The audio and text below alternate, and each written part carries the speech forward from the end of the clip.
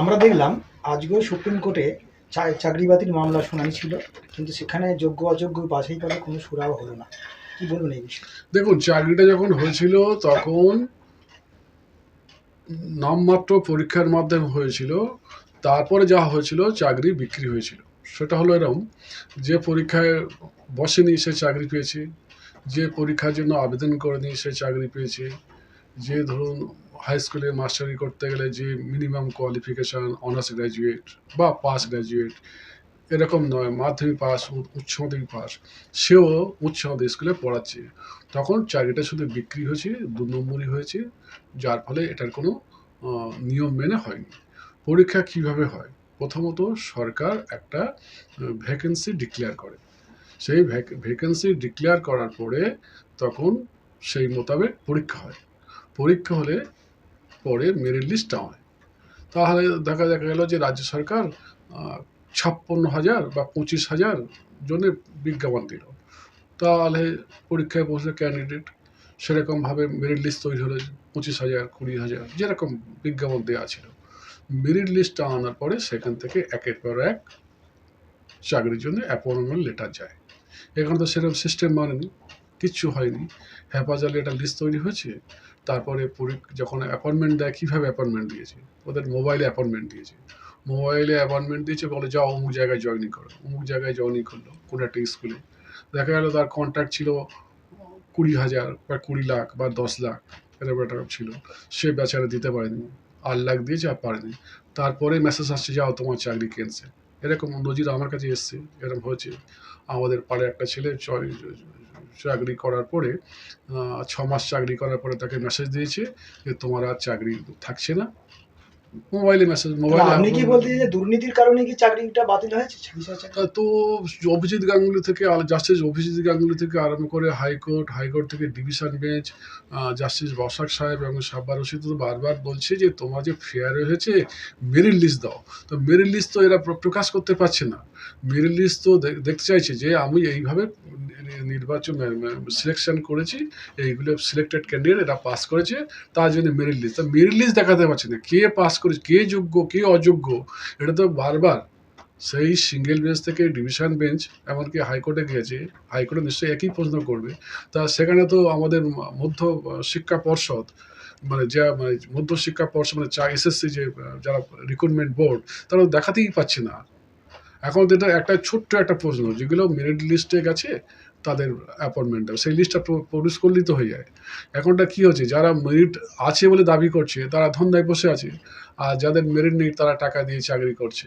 এখন ব্যাপারটা হচ্ছে এই যে জায়গাটা যে কনফিউজ হয়ে গেছে, কে মেরিট হয়েছে, কে মেরিট লিস্টে নেই, এটা তো সরকার বলবে।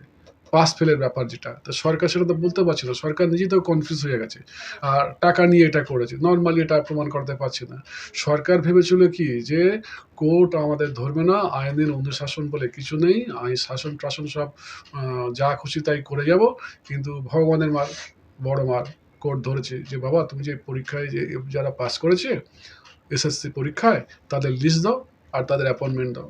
তা জাস্টিস অভিজিৎ গাঙ্গুলি সেই কথা বারবার বলছে, এবং আমাদের ডিভিশন বেঞ্চও তাই বলছে। তো এটা সোজা ব্যাপার যে তুমি যোগ্য লিস্ট দাও। এটা একটা ছোট্ট ব্যাপার, ছোট প্রশ্ন। জীবন এই যে এতগুলো মেধা নিয়ে মমতা ব্যানার্জি খেলছেন, আমাদের মধ্য মানে কি বলে এসএসসি মানে বোর্ড, এটা কিন্তু ভালো কাজ করছে না। মহা দুর্নীতি তো বটে, মহা পাপ কাজ। জীবন, যৌবন, চাকরি, স্বপ্ন, এই যে স্বপ্ন নিয়ে যুব সমাজের যে স্বপ্ন নিয়ে ছিনিমিনি খেলছে, যুব সমাজের ভবিষ্যৎ নষ্ট করে দিচ্ছে।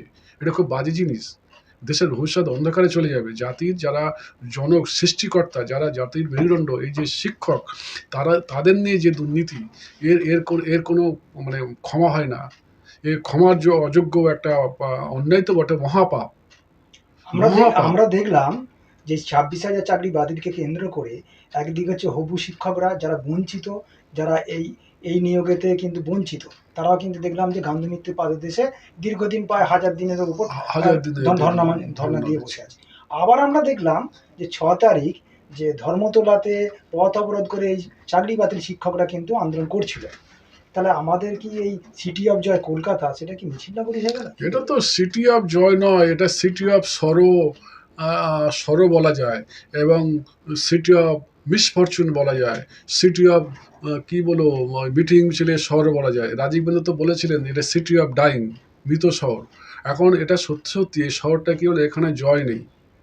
এই তিলোত্তমা শহরটাকে যত রকমভাবে কলুষিত করা যায়, সব রকমভাবে সরকারের পৃষ্ঠপোষকতায় এরকম একের পর এক দুর্নীতি, একের পর এক সংগঠিত অপরাধ, একের পর এক এরকমভাবে অনৈতিক কাজকর্ম চলছে। এগুলো অবিলম্বে বন্ধ হওয়া উচিত। সরকারের মানে সদার্থক মনোভাব নেওয়া উচিত এবং সরকারকে ভাবা উচিত যে যারা যুব সমাজ, যারা জাতির মেরুদণ্ড, যারা সমাজটাকে ধরে রাখবে, তাদেরকে যথাযোগ্য সম্মান দিয়ে মেরিট লিস্ট প্রকাশ করে এদের অ্যাপয়েন্টমেন্ট দেওয়া উচিত। কেন বলতো, যে টিচার ২ নম্বরি করে যাবে, তার উদ্দেশ্য হবে কি, আমি ১০ লাখ টাকা ঘুষ দিয়ে গেছি, অর্থাৎ আমি এই ১০ লাখ টাকা তুলবো। তার মানে তার উদ্দেশ্য হলো এডুকেশন পারপাস নয়, তার উদ্দেশ্য হলো কোথায় ঘুষ দিয়ে গেছি, কোথায় ঘুষ নেবো। তাহলে এই যে ঘুষের রাজনীতি, ঘুষের তত্ত্ব, ঘুষের ব্যাপারে তার মনোভাব সেখানে থাকবে, মানি ওরিয়েন্টেড আউটলুক। সেখানে পড়াশোনা, এডুকেশনের কোনো সিস্টেম নেই।